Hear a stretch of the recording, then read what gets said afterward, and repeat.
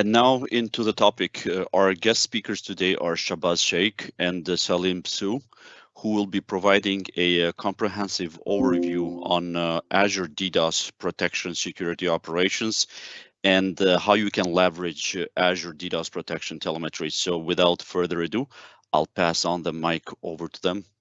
Saleem, Shabaz, the mic is yours. Yeah, thank you, Val. Let me share my screen here.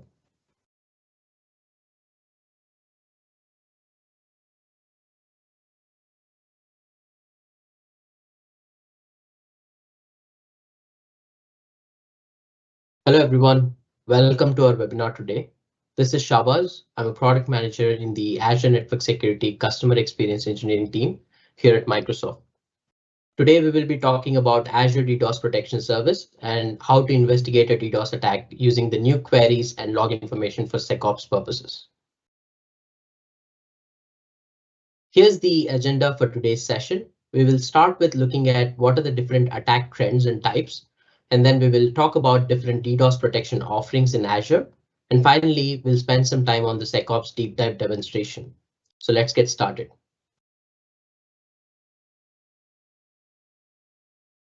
So what are DDoS attacks? DDoS attacks are distributed denial of service attacks, or a type of cyber attacks that aim to overwhelm an application's resources by flooding it with large volume of traffic. This makes the application unavailable to legitimate users.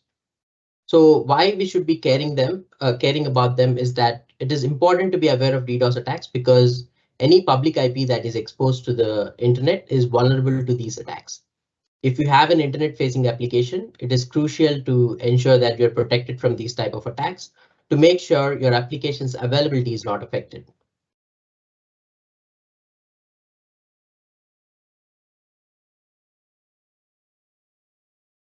Let's take a look at attack trends. The data for 2023, but if we take a look at 2022, Microsoft mitigated an average of 1435 attacks per day.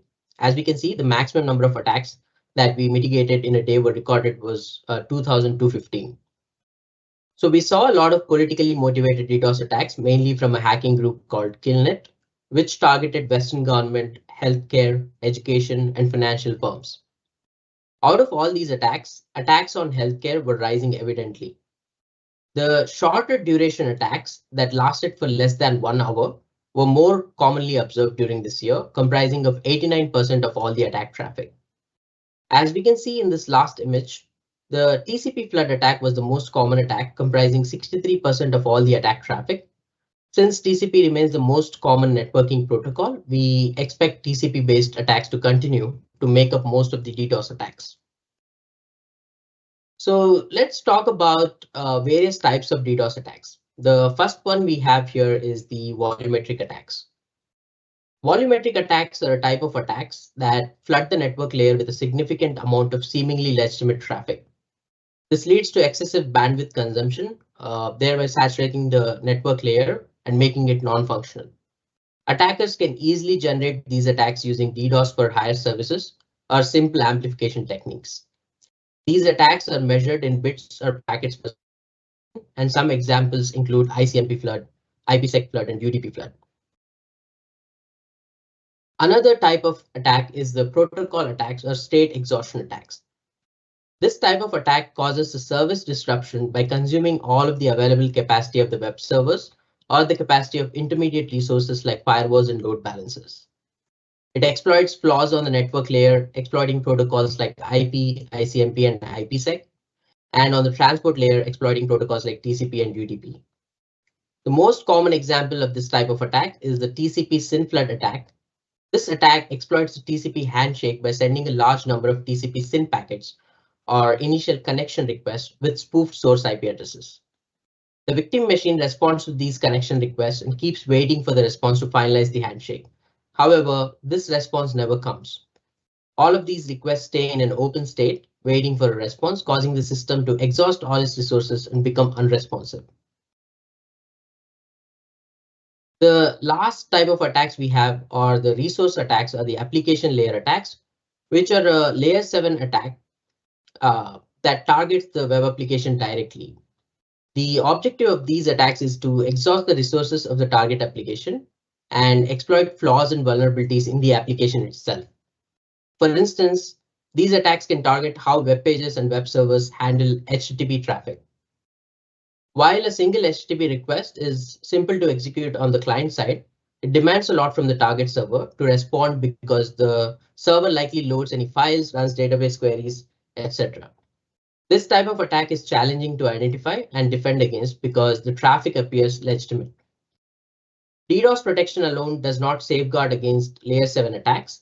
To defend against these attacks, we must use a web application firewall such as Azure WAF in conjunction with the DDoS protection.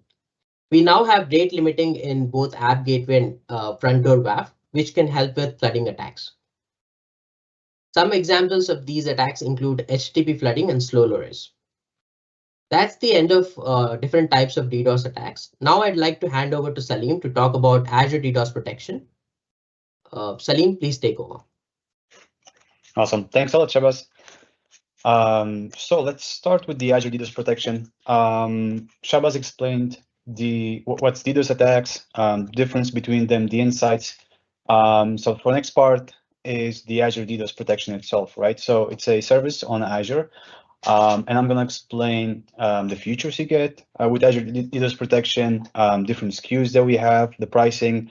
I'm not going to go too deep, but of course, if you have any questions, if you're watching this live, you can also ask in the chat, and one of my colleagues will answer it. And then after these slides, we'll go into the demo and we will go into the SecOps investigations and also understanding the logs and analytics for DDoS protection that we have. So let's start first with the Azure DDoS network protection, right? So network protection is one of our SKUs. It's the first one. Before we had a different name for it because of the IP SKU, which is the second SKU now we have. So this is this SKU is more for, let's say, when you have more public IPs to protect, and also the pricing that comes with it is different, right? So the main or the difference between the network and IP protection is not in the mitigation capabilities themselves. So both of them will have the same mitigation capabilities against DDoS attacks for protocol or volumetric attacks, right? So the Azure DDoS protection has global network protection. So you have it in all the Azure data centers globally, adaptive tuning, attack analytics metrics, integrations, DRR, which is the support you can get, and also SLA guarantee and cost protection, right? And I'm going to go into more details on this feature. But basically, the network protection can be enabled on the VNet itself. So on your VNet, you have the public IPs there. If you enable it on the plan on the VNet, you will have the DDoS protection on all the public IPs under it, right? Which is different from the IP protection. IP protection is enabled via public IP, so you can enable it directly on the public IP where you need it. And I'm going to show you also in a bit how to do it in the demo. So as you can see, the type of protection you get is the same with the adaptive tuning and everything. Now, of course, it's very easy to configure. There is no configuration, it's when it comes to the mitigation, it's all done automatically. Mostly it comes to the logging analytics where you will need some configurations and for alerting, right? So the main difference between them is these three features. So the DDoS rapid response support. So the DDoS rapid response support is a team that you can engage, and they can help you with investigation into the DDoS attacks, and also help you with setting, let's say, a custom threshold. Then you have also the cost protection if one of your resources, let's say, scales out, or also for ingress and for Azure firewalls or application gateways. And then there's the WAF discount. So when you have the network protection enabled on your VNet, then all the WAF that you have running on the application gateways will be 100% discounted, right, on that VNet. So this is the main difference, but mostly when it comes to the capabilities themselves with mitigation, capabilities, it's more or less the same, right? So let's go into more details for the future. So the Microsoft DDoS protection skill is global, as I said. There is the local mitigation, depending on if the attack is smaller, or global mitigation if the attack is bigger than some specific threshold. The mitigation capacity globally right now is around 80 terabits per second. We are mitigating against different attacks every day. So there are hundreds, thousands of attacks on different locations, and they are being mitigated.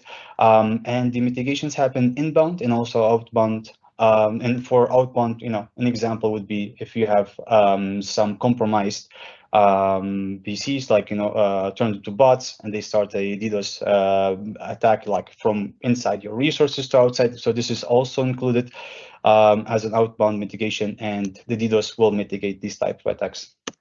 So next thing is the adaptive tuning, right? So Azure DDoS protection is extremely easy to configure, and the reason is because the thresholds are, and the profile is done automatically by the adaptive tuning, right?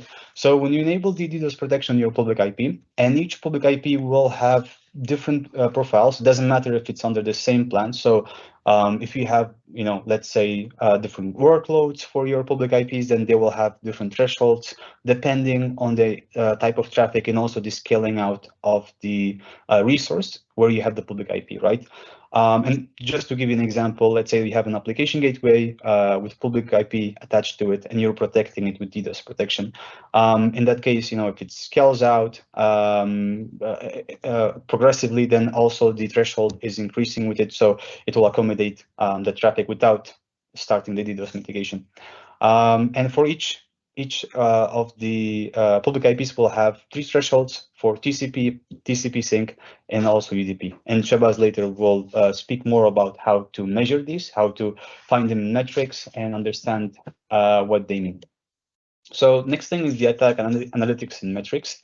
And so basically you have a lot of logging, a lot of metrics, and also analytics you can do with DDoS protection. I will show you in a bit how to enable it, and then how you can utilize these logs to understand, for example, where the attacks are coming from, what was being targeted, how the mitigation worked, the reason for example, if packets were dropped or anything like this. And of course, delogging can be integrated with different providers. Like if you want to use Splunk or send them like to Azure storage, you can also do that and then utilize it there, right? So next one is the rapid response. So this is a support team that you can engage if you have the network DDoS protection, and they can help you with investigation if you were like under an attack, and sometimes the legitimate traffic gets dropped.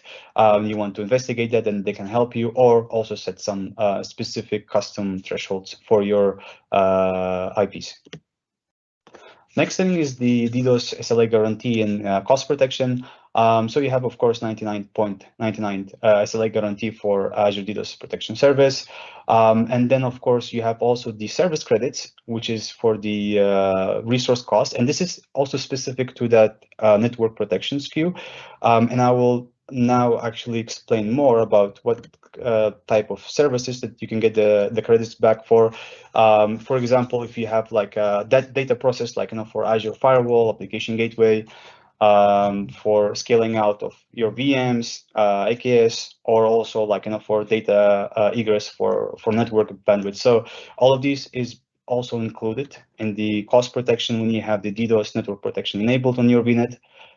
So the network protection has a fixed cost of $3,000 a month for the entire tenant, right? So you can enable it on one of your subscriptions, the DDoS protection, and then you can use it to protect your VNets, let's say in different subscriptions under the same tenant, right? So it's the same price.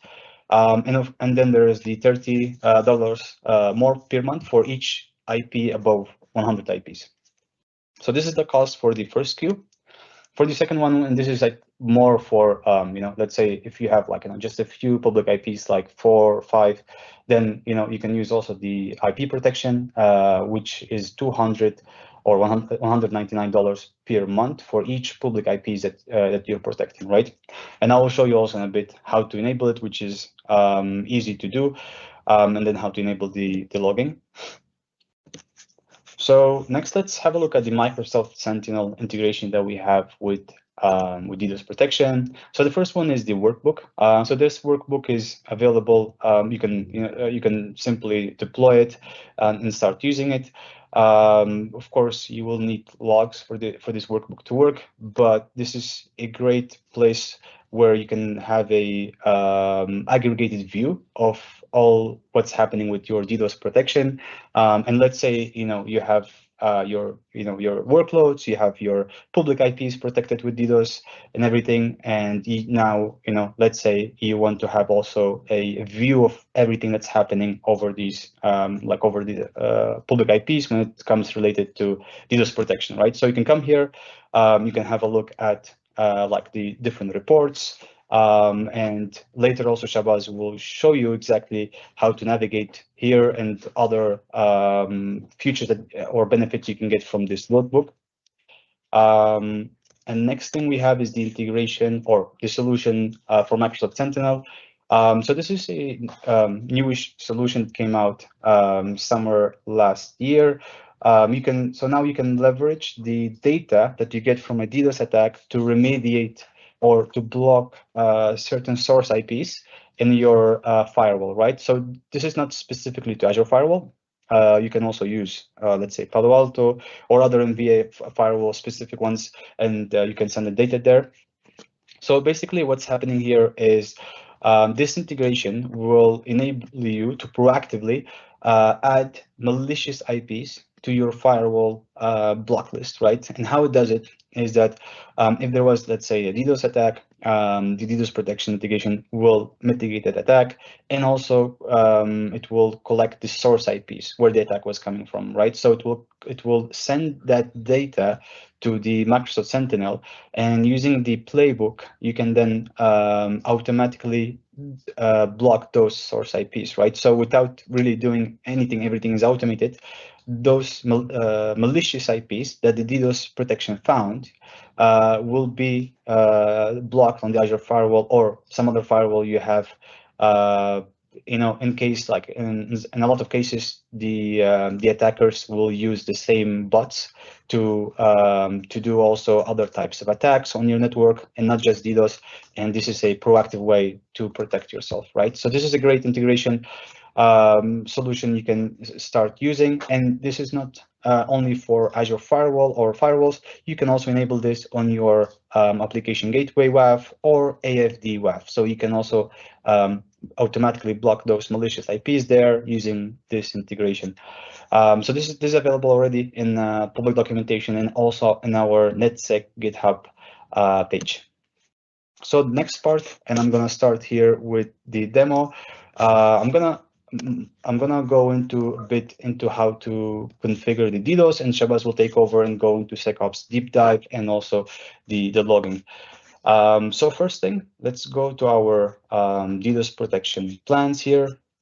And the first thing I'm going to start with is really show you how to enable DDoS protection and how it will look like, right? So first thing you will do, and you can see here, we already have one. So I'm going to create a new one. And you will see here that there is not that much choices that you have to choose. So it's mostly just the resource group, name, and region, right? And the region, there is not that much, impact or difference where you want to deploy it. More or less, at the end, you can use the same plan to protect also resources that you have in other DDoS page. So this is how you create it. You can review it and then create your DDoS plan. Since we have already one here, so I'm gonna just open it. So this is how a DDoS plan looks like. This is a network protection SKU. So you can see that we have it in our location central US. And if I go down here to settings and protected resources, let me click on this. And here you can see all the different VNets and also the resources that you're protecting with DDoS protection. So you can see here, for example, right now we don't have anything, but if you want to add a public IP, you actually have to add the specific VNet for it, right? So you can go here, you can look for a resource group that you have, and then you can just select the virtual network, right? So you can select the virtual network, enable it, add it, and all the public IPs in that virtual network will be under the DDoS protection. So this is how you add it in network SKU. Then, of course, if you have like firewalls, resources, application gateway, or other resources, you will see all of them mentioned here, and you can access the public IP from here. So this is at least when it comes to the DDoS protection network plan. Now, if you want to enable the IP network IP protection, then you'll have to go to the public IP itself. And for this demo, I'm going to use the WAF block pip. So this is our public IP resource. You can see this is the IP address standard, and you can see that it's associated to an application gateway. So in this case, if we want to find out if this public IP is protected by DDoS or not, DDoS protection, on the right bottom corner here, you can see protect IP address. I'm going to click on protect, and this will show us this page. So this will take a few seconds for it to find the protection status, and it will tell us if we have DDoS protection or not on this public IP. And we can see, okay, so it's protected, and the protection is from the IP. Is DDoS protected, right? So you can see that here we can change the protection type, so we can change it to network. This is the IP SKU, or we can just disable it also, right? So basically, this will just disable the DDoS protection in case you don't want it in a specific network. So this is how you enable it. DDoS protection, that's mostly all. There is not that much configuration to be done when it comes to the attack mitigation. It's all done automatically by the mitigation pipelines that we have, and also the adaptive tuning. Now, an important part when it comes to the configuration and very essential is the logging, because with even if you were under attack and the attack will get mitigated, you will not see anything. You will just see that there was a DDoS attack, but you will not see where it came from, what happened, to the packets if something was dropped. So for this reason, it's important to enable the logging, and we can enable it from diagnostic settings. So each public IP, you can go to the diagnostic settings part, and here you will see that I have one diagnostic settings created. So it's called DDoS logs, and I'm sending it to this log analytics workspace. So let me just open this to show you how the configuration is done here, and you can see that you have here the logs. So let me just remove this. So you see here you have 3 categories. So these are the 3 categories for DDoS logs. First one is DDoS protection notifications. It tells you when a mitigation starts and also when it ends. Then we have the flow logs, which has a sample of the packets that are going through during the mitigation for that specific public IP, and also information about what was dropped, what was forwarded to your resource in more details, right?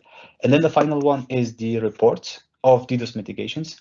So this one will show you details into the mitigation itself every 5 minutes, and then in the end, it will also provide a post-mitigation report, and this will give you an aggregated view of what was happening during the attack. And you can also use this for reporting after DDoS attack. Shabaz will also provide some more information about these logs, how to run queries against them, and also how to investigate during a DDoS attack. So this is the diagnostic settings. This is how to enable it. In my case, I'm sending it to a log analytics workspace, specifically this one, but of course you can also send it to storage account, to event hub, or to a different partner solution if that's needed, right? So yeah, that's how to enable it, at least when sending logs. Now for the next part, I would like to mention the Azure policies regarding DDoS, right, protection, which are also very important, and you have to make sure that for example, logging is enabled or DDoS protection is enabled on your VNets. So I'm going to go to my third tab here, and you can see that I have open here the Azure policy. So this is the Azure policy resource. I'm going to go to definitions here, and I'm going to search for Azure DDoS protection. So this should show us the definitions that we have. And so let me open this up, and you can see here. So the bottom three are the built-in policies. So you will also have this available if you want to use this. These are extremely useful to make sure and to enforce your policies, and then also enforce that you have the right configuration done, right? So the first one, for example, is the Azure DDoS protection should be enabled. This one you can validate, of course, if for example specific VNets don't have DDoS protection enabled, and you can also enforce it using this definition. So you can make sure that all the right VNets or public IPs, they have the DDoS protection enabled, even automatically if somebody else adds the VNet, right? Then the second one we have is the virtual network should be protected by Azure DDoS protection. So this one is specifically for the virtual networks that you want to select. And sometimes, we don't want to have the DDoS protection enabled on all the VNets. So only specific ones, let's say that maybe you want to enable only on the production, environment, or specific like web traffic, right? So the third one is the public IPs should have resource logs enabled. So basically, this ensures that all your public IPs have the diagnostic settings enabled for DDoS, right? So this is what I've mentioned earlier. This is really great for also scalability, and the reason is let's say somebody creates a new public IP, they enabled the DDoS protection, but they never enabled diagnostic loggers, so there is no logging for it, right? So this definition you can enforce and make sure that all your public IPs have the logging enabled, so that you have also the right reporting that you need, right? And so these are the available Azure policies. You can also check our GitHub page where we have some extra custom like policies that you can also use from there, and you can see some of them are deployed here, like tag-based. So definitely recommend to use the Azure policies to make sure, like, to enforce that your environment is configured correctly, and you have all the right protection. So this is it for from my side, at least, from the configuration point of view, what is Azure DDoS, and also the policy side, right? And I will give it to my colleague Shabaz, who will continue into the investigation part and also the SecOps. Thank you, Saleem, for covering Azure DDoS protection and how to configure it. So let's continue with the investigation of a DDoS attack. I hope my screen is visible here. So we are taking a sample public IP, which is WAF block PIP, that we will be using for this demonstration. So this is a public IP that is associated with an app gateway. So how we are going to investigate is that we need to have some DDoS attacks happen in the past, right? For that, we have used our testing partner Breaking Point Cloud, through which we have generated few attacks in the last week by just using the public IP of our web application. And basically, we're generating a TCP SYN flood attack, like we can see here. And we can also mention the size and duration of the attack. So since we've already done that, I'm not going to start a test again, but the reason for mentioning this is the testing partner we use in order to test our capabilities of the Azure DDoS protection. So going back to this public IP resource, so if you open any public IP resource under monitoring section, you will see these metrics. So let's take a look at the metrics. So there are quite a few metrics that are very useful here for any DDoS attack investigation. So the first one I want to highlight is the under DDoS attack or not. So if we go to this particular metric, and I'm just going to change this timeline to last 7 days.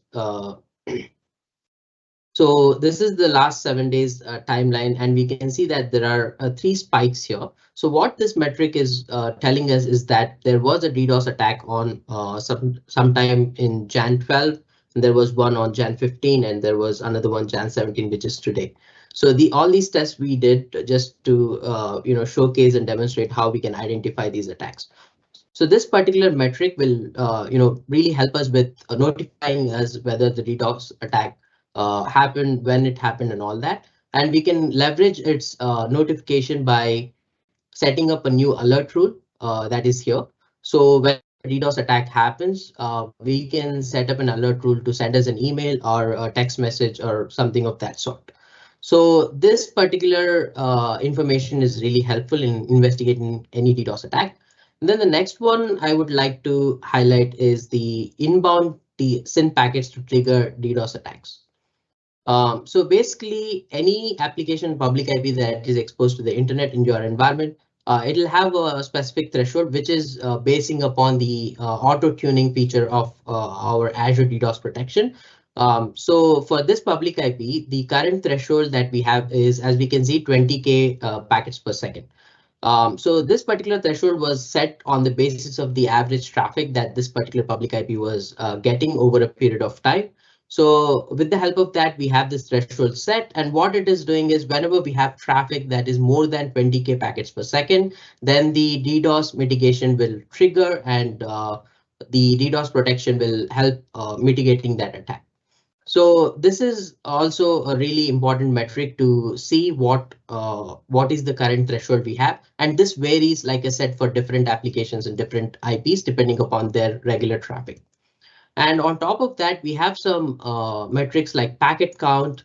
If we want to see the packet count in the last few days or whatever timeline we want to look at, we have a detailed graph, and we can see how many packets were coming in. Similarly, there is a SYN count as well that will give us information on how many SYN packets were coming in.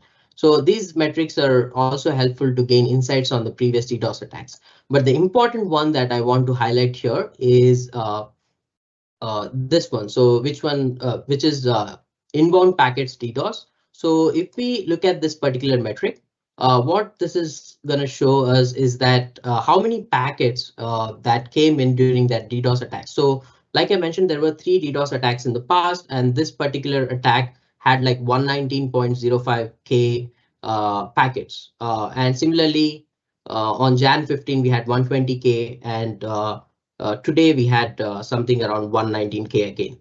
So these many packets have come in, and out of that, if we want to see how many packets were dropped, let's take a look at this particular metric that we have. So inbound packets dropped. So as we can see, most of the packets that were received were dropped by our DDoS mitigation service. That's because most of those packets were malicious, and we don't have to do anything in that mitigation. It's all automatic and done by our DDoS protection service. So if you want to really see what packets were forwarded instead of being dropped, you'll see the difference. So let me open this inbound packets forwarded DDoS. So as we can see, if I look at on Jan 12's attack, we only had 5 packets per second that were forwarded, and out of 120K. So that you can see how many less number of it's a minuscule number that was just forwarded to the service. So most of the packets that came in, they were dropped by the service. And similarly, on Jan 15, just 1 packet was forwarded. And again, the same thing on Jan 17, which is today. So these information and details will be really helpful for anyone that is trying to investigate an attack that happened in the past from the security operations point of view. And the other thing is, once we are done looking at the metrics, I think Saleem also talked about diagnostic settings here, and he has shown that we have already configured the diagnostic logs to send the logs to the log analytic workspace, which is network security CXC logs here. So let's move over to that log analytics workspace and see how we can identify what kind of attacks were there and what were the patterns and all that. So this is the log analytic workspace, and if we go to the logs section here, there is a query window where we can search for different types of logs and log patterns and everything. The important thing that I want to highlight in this webinar is that we have recently added 2 queries into our NetSec GitHub repository. So if you go to our NetSec repository, Azure Network Security, Under Azure DDoS Protection, you have DDoS mitigation trends and the queries for that. So these are the two queries. The first one is will get you the information of total packets and the total packets dropped for a particular public IP. And there is this second query, which will be giving you information on the DDoS mitigation duration and also the attack vectors. So let me take this first query. So since this is a bar chart type of query, it'll give us a visual as well on the total packets and drop packets. So let me copy this here and let's run this for the last 7 days.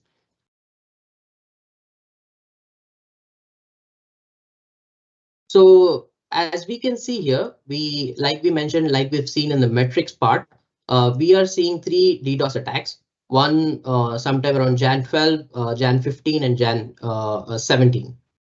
Right, so these bars are showing us how many packets were there. For example, on the Jan 12 attack, there were 122 million packets that came in. Similarly, on Jan 15, there were 152 packets that came in, and on Jan 17, we had 20 million packets that came in. So we can clearly see the difference between what was the size of the attack, and all of those details will be seen here. If you want to just take a look at the numbers that this is fetching, if we move on to the results section, it'll clearly give us the tabular result that we want to look at, like the total packets and total packets dropped. So this is a very helpful query for someone who's starting with the investigation and they don't want to look at every single log type. Similarly, let me take the other query, which we have. This will be giving us information on mitigation duration and attack vectors. This is also a very useful query. Let me copy that here and run it for the last 7 days.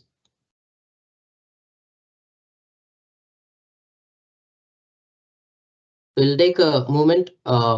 There we go. We have the logs for this. So as we have seen, we had 3 DDoS attacks in the past, and we have 3 reports, 3 log entries for this query. So what information this query is giving us is that for each of those DDoS attacks, what was the IP or what was the application that was being targeted, and what was the mitigation start period. So for example, on 12th, it started at 12:37 and ended at 1:33. So that means the duration of the attack was less than 1 hour, so around 55 minutes. So it also gives us the details on what kind of attacks were there. So it was a TCP SYN flood attack, like I just mentioned while I was showing the breaking point, and also TCP flood and other packet flood attacks. So similarly, we'll have all those details for all of the IP addresses we have, and we'll get the mitigation duration and attack vectors in a simplified manner. So this is a really good set of queries that you can start to investigate with. However, like this information will not be enough sometimes. So we would like to go deeper. So at that point of time, let's look at different query categories or log categories that we have for Azure DDoS protection. So let me start with the first one. So the first one we have is the DDoS protection notifications. So if I run this particular log category query, we'll get the logs which will tell us when the DDoS protection was started and when it was mitigated. So it's basically notifying us of the attack. So if I expand this first one, it is giving us the resource detail which was being attacked and what was the public IP address. And so this is a message that's showing us that it is mitigation stopped category of log. So similarly, if I expand the other one, it is all. So this one is a mitigation started log. So these notification logs are really helpful. Similar to the metrics we have, we also have the log entries. So in a way, these logs will give us the information of the attack start time and end time, but also here also on the logs, we can set up an alert rule to notify us whenever a DDoS attack happens. So if you don't want to configure that alert rule manually, we also have some documentation here in the Azure docs for the DDoS protection. There is a readily available template which you can deploy for notifying you on a particular attack. So would highly recommend to check out our documentation on that. So coming back to the log analytic workspace, I would like to move on to the next category we have. The next category of logs is the DDoS mitigation reports. So let me run this query with the DDoS mitigation reports for last 7 days. And this particular log category will give us all the details of the attack that was happening. For example, if I extend one of these logs, so this is a post mitigation log. So there are two types of logs. One is post mitigation and incremental type of log. So this is an incremental type of log. So what information these logs will give us is generally everything that you would be needing for a DDoS attack attack related information that you would be needing. So since these are incremental logs, these will come in every 5 minutes and we'll have a post mitigation summary report as well. So the important ones that we need to look at is the post mitigation, because it will have every detail that you need to know for that particular DDoS attack. So I'm just gonna remove the comment here and run this whole query with the report type as post mitigation. So this will give me only the post mitigation reports. And again, we're only seeing 3 logs because we had 3 attacks in the past 1 week. And if we look at this particular log, first log entry there, this is populated with all the details as we can see. So we have the attack vector details. We have the traffic overview, how many packets, TCP packets, UDP packets, and dropped packets. All of those details are there, and different protocol details are also there, like what kind of traffic was coming in, and what was the reason for the drops, and what were the top source countries where the attack was being initiated from, and source ASN, source continents. All of those details are available in these logs. So these logs are really helpful in giving us a comprehensive report on what exactly happened during that attack. And the final log category we have is the DDoS mitigation flow logs. Let me run that particular query here. So this is the DDoS mitigation flow logs. And generally, this particular log category will give us details on every packet that was coming in. Previously, we've seen we've gotten notifications and then we've gotten a report. But this particular log category will give us every detail of all the packets that were coming in during this attack. So when we run this query just like this, it will give us thousands of results. So we have to be a bit to not utilize every resource there, just limiting the logs to 500 and running this query. So if we run this query, we should see a bunch of logs. Since we requested for only 500 recent logs, it's giving us these logs. So in this log, like I mentioned, it will have details of every packet. So for example, what that means is what was the source IP for that packet? What was the source port? What was the destination port? What was the protocol? What was the destination IP address? All of these details are available for not just one, but all the packets that came in. So this is like how deep we want to go into this investigation. Whatever information we need, this log will help us with that, right? But on top of this, these logs will also give us information on whether this particular packet was dropped because or it was forwarded. For example, in the message, we see that this is protocol violation, invalid TCP SYN. That means this particular packet was blocked, right? But if you want to see what packets were forwarded to the service, so let me use this particular filter, which will give us just those packets which were forwarded to the service. And if we take a look at that, it should be very limited number of packets that should have been passed to the service. So let me run this query again. So for last 7 days, we got thousands of packets that were denied, but only 14 of them were passed on to the service because this was not a malicious packet. So as we can see in the message itself, we can see that packet was forwarded to the service. So this level of information, this detailed information, we can get from the 3 different log categories, and that's really helpful. But if at all we just want to get like a overall overview and picture of how the attack was and how the attack trends were in the last few days or whatever timeline we want to look at. At that point of time, we can make use of the workbook we have for this DDoS protection. So under this same log analytic workspace, if we go down, there's a section called workbooks. So if I go to the workbooks and just search for DDoS protection, this workbook should be able to give us all the details that we need. For example, in this one, we have to select the workspace that we're working with. So I will select the one that we have sent the logs to. And just I'm going to be setting this to the last 7 days, like we've seen, we are seeing the logs and everything for everything else. And public IP address, we'll just select the resource that we were working with. So this is the resource that we were working with. So this workbook is refreshing with all the data and information related to this particular resources. So when we look at this workbook here, on a single dashboard, we are getting all the details like total packets dropped, TCP packets, UDP packets, and all that. And it's also giving us last 10 DDoS attack reports and what are the different details around it. And also where these attacks are being originated from. There's a graphical overview of this particular information.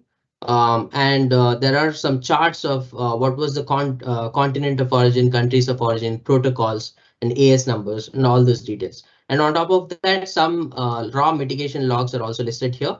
So in just one single dashboard page, you'll get all this information. And it'll be a really good overview of the attacks and attack patterns that you might be getting for your application. So if at all you don't have this workbook under your log analytic workspace, you can install this from Microsoft Sentinel's Content Hub, or else you can come to our GitHub repository and under Azure DDoS Protection for workbook, Azure DDoS Monitor workbook, we can just install this workbook and you'll by using this deploy to Azure button, and you should be able to use this. So that's the overview of how to investigate a DDoS attack and how to make use of the queries we have in the GitHub repository. So that would be end of this webinar. I would like to leave the floor open for any questions that we might be having. Thank you, both Shabaz and Saleem. I'm looking here at the questions submitted, which all of them were responded to. Thank you for that. There's a question, perhaps maybe we can elaborate just a little further.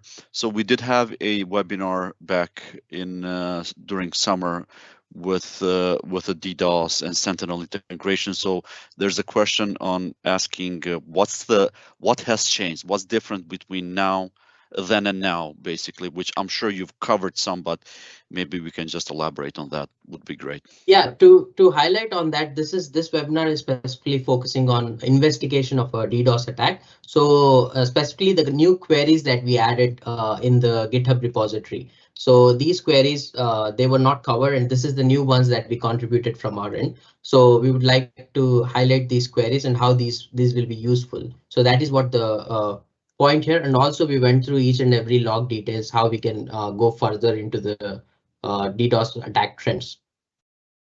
Great, thank you so much. And before we conclude the call, I just want to make sure that I'm asking here the team, the SMEs here, if they would like to add on to anything. Well, looks like we have one more question. Just a second. Okay, so the last one goes, and sorry if I cut you through. You can add on to it here in a little bit. Let me just tackle this question here. So can you protect AWS workloads with these services? That's one. And are these just able to protect Azure workloads? So you want to take that, Saleem? Yeah. Yeah, sure. So I can take this one. That's a good question, actually. Primarily, right? So primarily it's for Azure workloads. And the reason is because when you enable DDoS protection, you're enabling it on the public IPs, or specifically VNet-based public IPs that you have.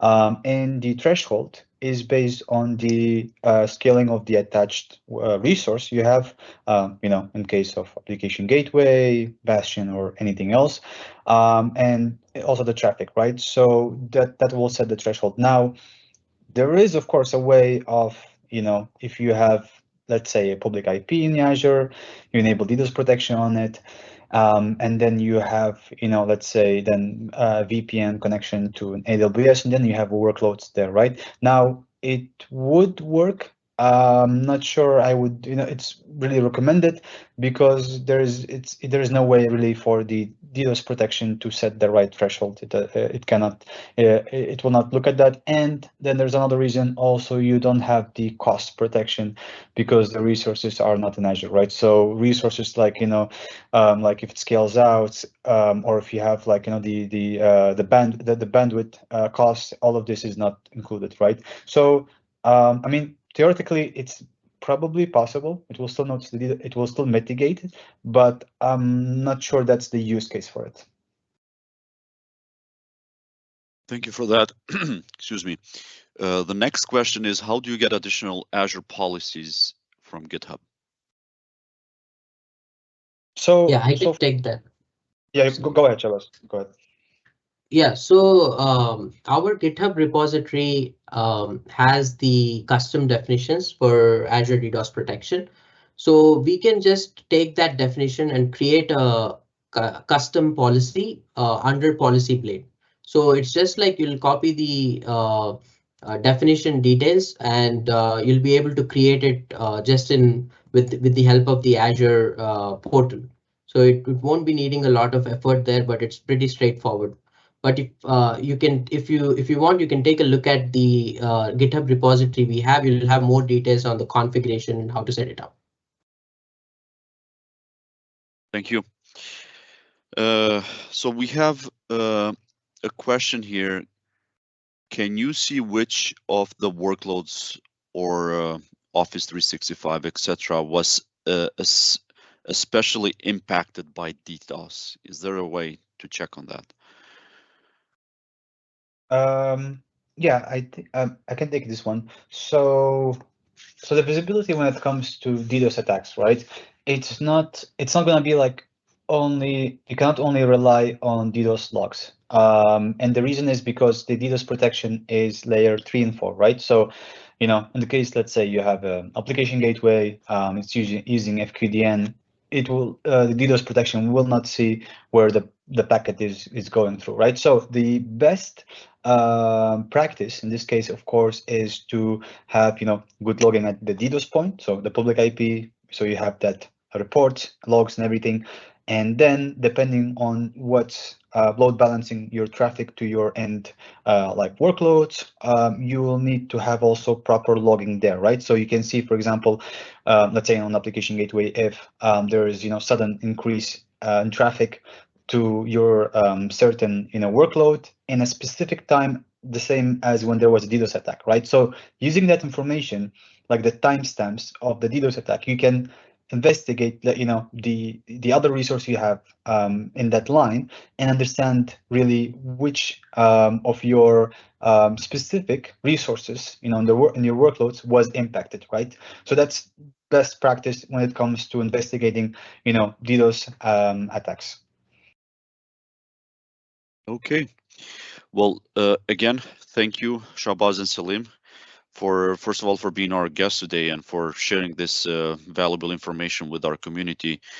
And also would like to thank the rest of the SMEs here behind the screen: David, Andrew, Mohit, Gustavo, and as well as thank you, Poonam, for helping us execute this webinar. So, and then of course, to all the listeners out there remaining on the line, if you're someone who wishes to aid us or just aid the world in protection from cyber threats and desires to have a say in shaping our strategies, blueprints, and recommendations, then we invite you to become a part of our security community, because we believe that together we can make a global impact. So please join us at aka.ms/security community. This is also where you'll be notified about the upcoming webinars, such as this one, security events, and other announcements. Also, please take a minute to submitting your webinar feedback at aka.ms/security webinar feedback.